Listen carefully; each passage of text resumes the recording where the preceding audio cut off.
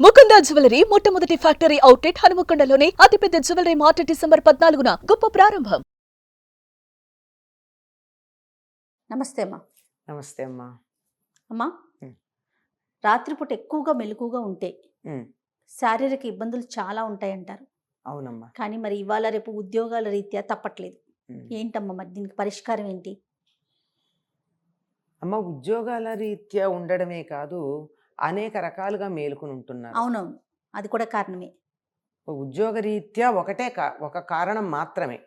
కానీ ఏ ఉద్యోగం లేకపోయినా రాత్రి 12:30, 1 గంట దాకా ఉండి టీవీ చూసేవాళ్ళు లేరా? 100% గేమ్స్ ఆడేవాళ్ళు లేరా? పిచ్చాపాటి మాట్లాడుకునే వాళ్ళు లేరా? లేదంటే అర్ధరాత్రి అక్కడ ఏదో దొరుకుతుంది బిర్యానీనో ఐస్ క్రీమో అని చెప్పి దానికోసం పరుగులు పెట్టే ప్లెజర్ డ్రైవ్ చేసేవాళ్ళు లేరా? వీళ్లతో పాటుగా పుస్తకాల పురుగులు లేరా అమ్మ?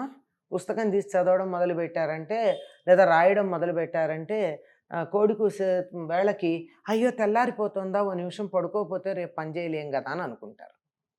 ఇట్లా అనేక కారణాలుగా మేలుకుంటున్నారు. ఇలా అలవాటైపోయి తర్వాత ఇవేవి లేనప్పుడు కూడా మాకు రాత్రుళ్ళు నిద్ర పట్టట్లేదండి అంటారు. రాత్రులు నిద్ర పట్టకపోతే అది ఏం జరుగుతుందో కెమికల్ యాక్షన్ తర్వాత చెప్పుకున్నా, దానివల్ల ఏం జరుగుతుంది? పొద్దున ఆలస్యంగా లేస్తున్నారు. పొద్దున ఆలస్యంగా లేవడం వల్ల తన రొటీన్ దెబ్బతింటమే కాదు, కుటుంబ సభ్యులందరి రొటీను దెబ్బతింటుంది. లేవంగానే వీళ్ళకి ఏదో స్పెషల్ అటెన్షన్ ఇవ్వాలి కదా. లేవంగానే కాఫీ ఇవ్వాలి, ఆ తర్వాత ఎప్పుడు బ్రేక్ఫాస్ట్ పెట్టాలి. వీళ్ళంతా 1 గంటకు బ్రేక్ఫాస్ట్ తింటారు, 5ంటికి అంతకో లంచ్ తింటారు, రాత్రి 12ంటికి డిన్నర్ తింటారు. నిశాచరులు అంటూ ఉంటాం అప్పుడప్పుడు వీళ్ళని కదా. దీనివల్ల ఏం జరిగింది? వీళ్ళ రొటీన్ దెబ్బతింది, ఇంట్లో వాళ్ళ రొటీన్ దెబ్బతింది. ఒకళ్ళదే కాదు, కొన్ని సందర్భాల్లో కుటుంబ సభ్యులందరిది కూడా దెబ్బతింటూ ఉంటుంది. ఇది కుటుంబ పరంగా ఉండే ఇబ్బంది. వ్యక్తిపరంగా ఇండిసిప్లిన్. ఇది కాక జరిగేది ఏమిటంటే, ప్రకృతి ఎప్పుడూ కూడా కొన్ని నియమాలు ఏర్పాటు చేస్తుంది. ఆ ప్రకృతి ఏర్పాటు చేసిన నియమాలను అనుసరించి గనక మనిషి బతికితే ఎక్కువ కాలం చక్కగా జీవించి ఉండే అవకాశం ఉంది. అవునమ్మా. ఎప్పుడు ఈ ఏర్పాట్లలో ప్రధానంగా చెప్పుకునేది ఏమిటంటే, మనిషి యొక్క జీవ ప్రజ్ఞ సూర్యోదయం అవడానికి కాస్త ముందుగా మేల్కొంటుంది. సూర్యుడు 6 గంటలకు ఉదయిస్తాడని అనుకుందాం. వేసవికాలంలో ఇంకా ముందే అనుకోండి, ఉరికి ఎక్కువగా సరాసరి కడితే ఉండేది 6 గంటలు. 6 గంటలకు సూర్యుడు మనకి క్షితిజం మీద అంటే హొరైజన్ మీద కనపడేటట్టయితే, దానికి 1 గంటన్నర ముందు 4:30 ప్రాంతంలో సూర్యుడు ఉదయించే లక్షణాలు కనపడతాయి. తూర్పు తెల్లవారడం అంటాం. శుక్ర నక్షత్రం కనపడుతుంది. ఆ సమయానికి తప్పనిసరిగా అందరికీ మెళుకువ వస్తుంది. ఇక మరీ ఎక్స్ట్రీమ్గా స్లీపింగ్ ట్యాబ్లెట్స్ వేసుకుని, లేకపోతే 4:20కి పడుకుని ఉన్నవాళ్ళు ఎవరైనా ఉంటే తప్ప, అనారోగ్యం ఉంటే తప్ప, సామాన్యమైనటువంటి ఆరోగ్యం ఉన్న వాళ్ళందరికీ కూడా 4:30-5 మధ్య మెళుకువ వస్తుందమ్మా. మా సమయం కొంచెం అటు ఇటుగా. ఎందుకంటే అక్కడ సూర్యుడు లేచాడు, బయలుదేరాడు. మనలో జీవ ప్రజ్ఞకి, నేను అనే భావనకి ఆత్మకారకుడైనటువంటి సూర్యుడే కారణం కనుక ఆయన మన్ని మేల్కొలుపుతాడు. సూర్యుడిని మనం మేల్కొలపం, సూర్యుడు మన్ని మేల్కొలుపుతాడు. కానీ మనం ఆరోగ్యంగా ఉండాలంటే సూర్యుడిని మనం మేలుకొలిపేటట్టుగా నిద్ర లేవాలి అని చెప్తారు.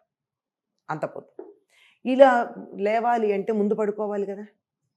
ఈ ముందు పడుకోకపోవడం వల్ల ఏమవుతుందంటే, ఈ సూర్యుడు 4:30-5 మధ్యలో ఉదయించే సమయానికి మానవులే కాదు, జంతువులన్నీ లేచి తమ కాలకృత్యాలు నిర్వర్తించుకోవడానికి ఒక రకమైన ఏర్పాటు ఉంది. ఇది బయోక్లాక్, జీవ గడియారము. ఈ జీవ గడియారం 5ంటికి 4:30-5కు లేచేటటువంటిది 11ంటికి లేవడం దానికి అలవాటు చేస్తే ఆ అలారం కూడా అయోమయంగా ఉంటుంది. సమ్ టైమ్స్ ఇది కన్ఫ్యూజ్ అవుతుంది. మనం అలారం పెట్టుకుంటే కూడా ఒక్కోసారి అలారం మోగదండి, తప్పుగా మోగుతుంది, ఇవన్నీ తెలుసు కదా మనకి. It is confused. Bio clock is confused. ఈ బయోక్లాక్ కన్ఫ్యూజ్ అవ్వడం వల్ల మొత్తం జీవ ప్రక్రియ, మెటాబాలిక్ యాక్టివిటీ ఏదైతే ఉందో ఇదంతా గెట్స్ డిస్టర్బ్డ్. అజీర్ణం, తినదరక్కపోవడం, కిడ్నీ ట్రబుల్ ప్రాథమికంగా, తర్వాత కాన్స్టిపేషన్, ఇవి ప్రాథమికంగా ఉండేవి. ఇవి 3 సరిగ్గా లేకపోతే మొత్తం ఆరోగ్య వ్యవస్థ అంతా దెబ్బతింటుంది. అంతే కదా? అవును. కనుక దీనికి కూడా పరిశోధన చేసి చెప్పింది మన పూర్వులేమో ఇది ఆరోగ్యానికి మంచిది, ఇది ఆరోగ్య సూత్రం, ఇది ఆరోగ్య సిద్ధాంతం అని చెబితే వివరాలు చెప్పాల, ఇలా చేయండి అని చెప్పారు.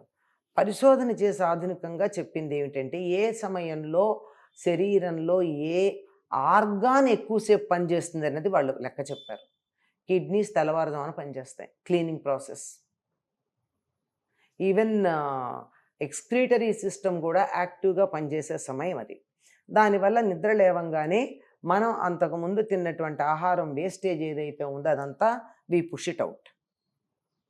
అంతేకాకుండా కిడ్నీలు కూడా బాగా పనిచేసి ఎక్కువ మూత్ర విసర్జన జరుగుతుంది తెల్లవారుజామున.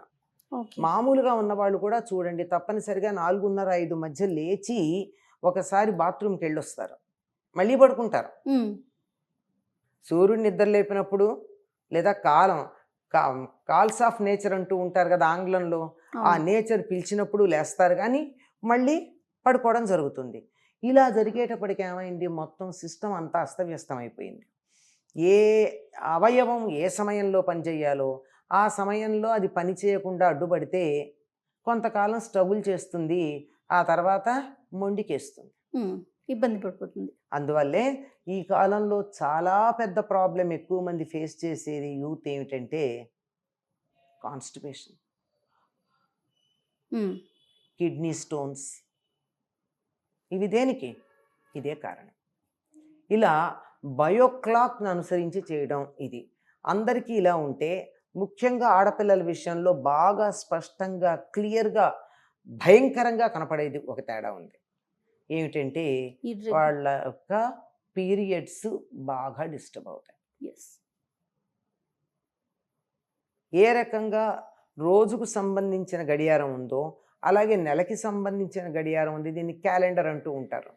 ఈ క్యాలెండర్ డిస్టర్బ్ అవుతుంది, అందువల్ల వీళ్ళకి ఆ గైనిక్ సిస్టమ్ కన్ఫ్యూజ్ అవుతుంది. ఏం చేయాలి, ఇది రాత్రా పగల, రోజు అయిందా లేదా, వీళ్ళు యాక్టివ్గా ఉంటే ఇది పగలనుకోవాలా, రోజు అయిందా, ఒక 24 hours పూర్తయిందా, లెక్క తెలియక అది కన్ఫ్యూజ్ అయ్యి అది చేయాల్సిన పనులు చేయలేరు.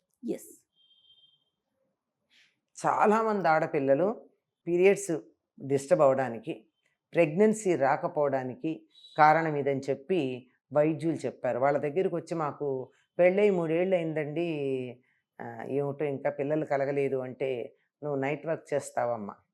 అవునండి అంటే వెంటనే ఏమనుకుంటారంటే వాళ్ళ దాంపత్య జీవితానికి డిస్టర్బెన్స్ కలిగిందన్న ఉద్దేశంతో అడుగుతోంది అనుకుంటారు. లేదండి మేము వేరే సమయంలో దాన్ని కాంపెన్సేట్ చేస్తామని చెప్తారు వీళ్ళు, ఇద్దరు నైట్ డ్యూటీల వాళ్ళు అయితే. అయినా కానీ ఎందుకు రాదండి ప్రెగ్నెన్సీ అంటే, ఈ గైనిక్ సిస్టమ్ న్యాచురల్ క్యాలెండర్ని ఫాలో అవుతోంది, మీరు దాన్ని డిస్టర్బ్ చేసి ఆ క్యాలెండర్లో డేట్ని రాత్రిని పగలుగా, పగలని రాత్రిగా చేశారు. So it gets confused. కొంతమందికి నెలకి 2 సార్లు పీరియడ్స్ రావడం, కొంతమందికి 4-5 నెలల దాకా రాకపోవడం, ఇట్లాంటి కన్ఫ్యూషన్స్ వస్తాయి. ఇవి ఎప్పుడైతే డిస్టర్బెన్స్ అయిందో సంతానం కలగదు. ఇది ఆడపిల్లల్లో ప్రస్ఫుటంగా కనపడుతున్నా సంతానోత్పత్తికి సంబంధించినటువంటి వ్యవస్థ మగవాళ్ళల్లో కూడా ఉంది కదా, వాళ్ళల్లో కూడా డిస్టర్బెన్స్ వస్తుంది. అది తెలియదు, ఇంత బ్లేటెంట్గా తెలిసేటువంటి అవకాశం లేదు. కనుక రాత్రి మేలుకోవడం వల్ల మామూలుగా చెప్తే తిన్నదరగదు, ఎసిడిటీ వస్తుంది, బద్ధకం ఉంటుంది, ఇలాంటివి చెప్తే బయోక్లాక్ డిస్టర్బ్ అవడం వల్ల సంతానం కలగకపోవడం అనేది ప్రధానమైనటువంటి అంశంగా మనకు కనపడుతూ ఉంటుందమ్మా. దాన్ని మార్చుకోవాలి తప్పనిసరిగా. ఉద్యోగరీత్యా అలా చేయాల్సిన పని వస్తుంది అనుకుంటే, భారతదేశంలో ఉన్నటువంటి సంస్థలు రాత్రిపూట ఎందుకు పనిచేయాలమ్మా? మాల్స్ ఎందుకు పనిచేయాలి? హోటళ్ళు ఎందుకు పనిచేయాలి? ఎంఎన్సీలు పనిచేస్తాయి, తప్పదు. కార్పొరేట్ కూడా ఇండియాకి పరిమితమైన వాళ్ళు చేయాల్సిన పని లేదు, విదేశాలతో లింకప్ ఉన్నవాళ్ళు చేస్తారు.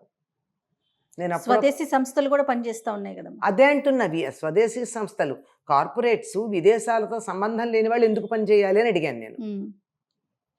విదేశాలతో సంబంధం ఉన్న వాళ్ళు చేస్తారు. మనం ఏ స్థాయికి ఎదగాలంటే వాళ్ళు మనం పగలు పనిచేస్తే వాళ్ళు రాత్రి మేలుకుని మనతో కాంటాక్ట్లోకి రావాలి. ఆ స్థాయికి మనం ఎదగాలి. వాళ్ళు మేలుకున్న టైంలో మనం నిద్ర ఎందుకు మానుకోవాలి? మనం మేలుకున్న టైంలో వాళ్ళు నిద్ర మానుకుని మన దగ్గర మన సర్వీసెస్ తీసుకోవచ్చు కదా!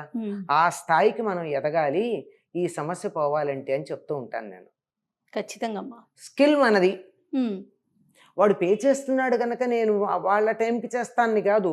నేను పే చేసిన స్కిల్ వాళ్ళది గనక చచ్చినట్టు వాళ్ళ కోసం నేను ఎదురు చూస్తాను అనే స్థితికి వాళ్ళు ఎదగగలిగిన రోజున ఈ సమస్య ఉండదు. ఉద్యోగం అనే సమస్య ఉండదు. కానీ ఇతర విషయాలు ఎప్పుడు ఉన్నాయిగా. అవును. అర్ధరాత్రి వెళ్ళి బిర్యానీ తింటాన్ని వెళ్ళేటటువంటి వాళ్ళు, ఐస్ క్రీమ్ కోసం పరిగెత్తేవాళ్ళు, లేదా రాత్రి 12ంటికి ట్యాంక్ బండ్ మీద రైడ్ ఎంత బాగుంటుందో అని చెప్పి సరదాగా తిరిగేవాళ్ళు. ఇలా ఇది regular, once in a while it's okay. ఇది రెగ్యులర్ హ్యాబిట్ అయితే ఏమవుతుంది? ఆరోగ్య సమస్యలు. మొట్టమొదట